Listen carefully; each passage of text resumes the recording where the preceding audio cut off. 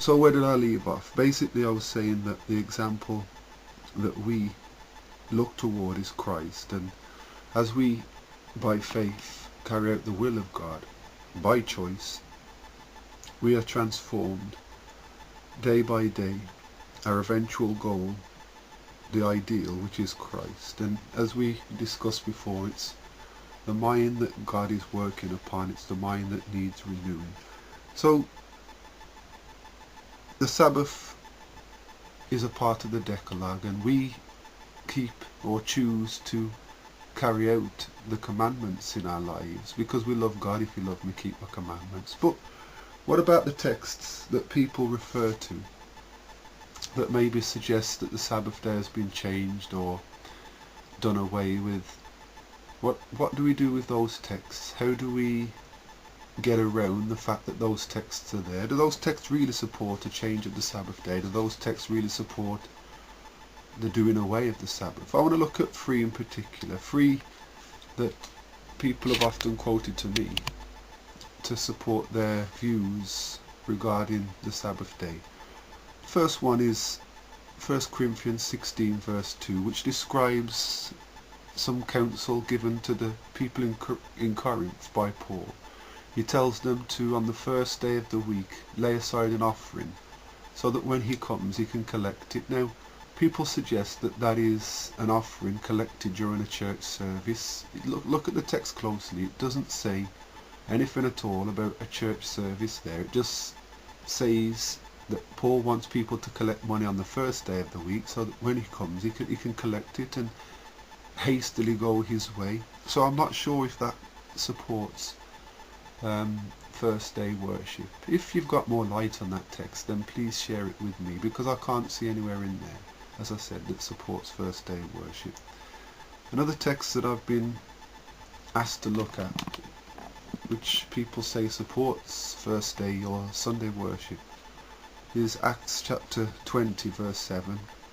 I'll not read the verse word for word, but to basically summarise it, it says that Paul, along with the disciples, were breaking bread, and Paul decided to preach a sermon, and he preached until midnight. Now it says that they were together on the first day of the week. Now, how did Jews measure days? How do Jews measure days? They measure their days according to Genesis. Genesis tells us that a day is measured from evening to morning. Okay. Which people, so when the disciples came together on the first day of the week, it was actually what we would now call a Saturday afternoon, or the dark part of Saturday evening. And it says that Paul preached until midnight, which meant that he preached until the middle of that night. It then tells us that the next morning he went on his travels. I believe verse 11 states that fact. So it wasn't a Sunday morning service. So I can't see anywhere in that text, or anything in that text, that supports Sunday worship. If I'm wrong, if you have any additional light, please share it with me. The third and final one, which a lot of people quote to suggest that the Sabbath is done away with, is Colossians chapter 2 verse 16. Colossians chapter 2 verse 16. As I read it, I'm sure you'll be aware of this text. It says, "Let no man therefore judge you in meat or in drink, or in respect of a holy day, or of the new moon, or of the Sabbath days." Remember, Sabbath days. It doesn't say Sabbath day. How do we understand that text? What is Paul trying to say in Colossians chapter 2 verse 16? Now, the clue is found in verse 14, often a text used to suggest that the commandments were nailed to the cross and therefore done away with. Verse 14 talks about handwriting of ordinances that was against us, which was contrary to us, and took it out of the way, nailing it to his cross. Let me just read verse 16 so you're aware of what that verse says. "Let no man therefore judge you in meat or in drink, or in respect of a holy day, or of the new moon, or of the Sabbath day. So there I've read it 3 times, so I'm sure that that verse should be stuck there in your mind. As I said, verse 14 sheds light on the meaning of verse 16. What are the handwriting of ordinances? Now if you look at, for example, Exodus 12, Numbers 9 verse 14, 2 Chronicles 33 and verse 8, you'll see the handwriting of ordinances are the things that were written by the hand of Moses. The things that were written by the hand of Moses were connected to the sacrificial system used in the Old Testament sanctuary service, which pointed towards Christ and his crucifixion.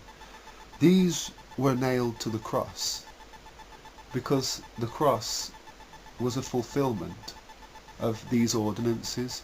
So once the cross had happened, or Jesus had been crucified, there was no need for something to look forward to, or to help people to look forward to that event. And verse 16 basically expands a little on these ordinances, that they are offerings, meat offerings, drink offerings. And if you read Leviticus chapter 23 and have a look through Isaiah chapter 1 verses 11 to 15, and maybe even Hebrews 9, you'll see that the things mentioned in Colossians chapter 2 and verse 16 are connected to the Old Testament sanctuary service, which pointed towards the cross. So as I said earlier, what Christ did on the cross was a fulfillment of much of what the Old Testament sanctuary service pointed toward. Remember when the Israelites came out of Egypt, God instructed Moses, let them build me a sanctuary that I may dwell amongst them. David says in Psalm 77 verse 13, thy way, O God, is in the sanctuary. So the Hebrews learnt of Christ and his mission through the sanctuary, and that which was nailed to the cross, to repeat and emphasize again, it wasn't the commandments, it was the things that were done in the sanctuary service that pointed towards the crucifixion. So we no longer have to sacrifice lambs or bullocks, heifers, whatever you want to call them, whichever sacrifice you can mention. So let me summarize what I've been saying in this video and the one previous. Has the Sabbath got anything at all to do with salvation? Yes, it has, because the Sabbath is a part of the Decalogue. The Decalogue is an expression of God's character, God's will for us. Jesus says, if you love me, keep my commandments. A person, in order to be accounted righteous, trusts in God entirely. All that God commanded, Noah, he did, Genesis 6 verse 22. All that God commands us we do, not in order to be saved, but because we love God enough to trust him, that his will is right for us. So if anyone has any questions, if anyone can share any texts with me, any verses that contradict what I've said, because I'm open to question, obviously. I must be open to questions as a Christian. I'm hoping that I've put my points across clear. If not, forgive me. And until next time, pray for me as I pray for you. Bye bye.